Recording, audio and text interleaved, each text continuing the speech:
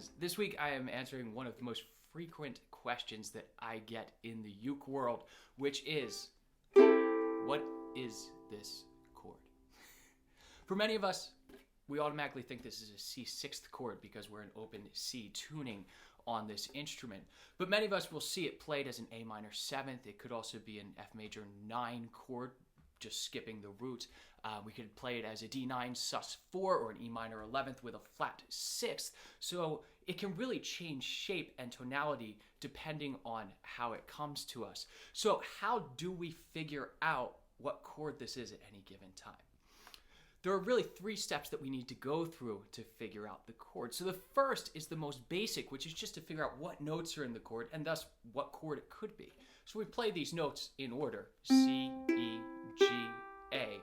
And we don't worry about the octave or the location of any of these or how they relate to each other, just a solid grouping of notes.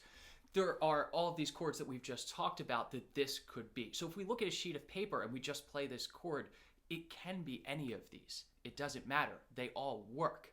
So we need some tools, which are the other 2 steps, to figure out what chord this is. The first thing that we can do is something that we don't see a lot in the uke world, which is talking about the bass line associated with this. If we think about the note that is the lowest, this will generally give us a good idea of what chord it is. So if we play this chord, we'd think of this, if we saw it on paper, in this order: C, E, G, A, with a C6th as in root position, so with a C as the very lowest note. But this could also be, just looking at it on paper, it could be an A minor 7th in what's called first inversion, which all that means is that we're starting, instead of on the root of the chord or the letter name that the chord is associated with, we are starting on the 3rd of the chord as our bass note, so the C in this case. So a C6th in root position is identical to an A minor 7th in first inversion. And it's really hard to illustrate this on uke since we don't have a lot of bass movement going on. So what I'm going to do is actually sing the bass notes along with this so that you can hear the tonality change while I'm strumming the same exact chord. So we're going to play a C, and then I'm just going to go down to an A. Ooh, D, D. There's our bass line, and listen to it. D,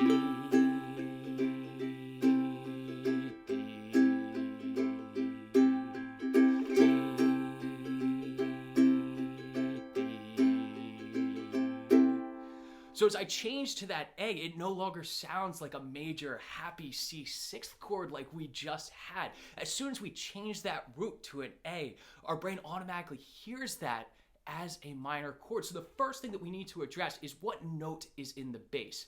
That's hard to do on this instrument, but if you're playing with a band or you're transcribing this off of, say, a guitar chord chart that you have, which use many more root position voicings, it's a lot easier to figure out what this chord could be by just looking at what the lowest note is. But as we're talking about inversions with that A minor 7th chord, that's not always the case, that just looking at a piece of paper and taking the lowest note is going to tell us what the chord is. So the final thing that we need to do is look at this chord in context of the song. Western music theory really, really matters when we have context. Just a chord in and of itself doesn't tell us much. So what am I talking about? So where do we put this in a chord progression? So I'm going to do 2 just very similar chord progressions. By just changing one chord, we're going to change what the last chord that we're ending up on is, and you'll hear what I mean in a second. So I'm going to do first is a 2-5-1 in the key of C. So I'm going to play D minor 7th, G 7th, and then C 6th to resolve.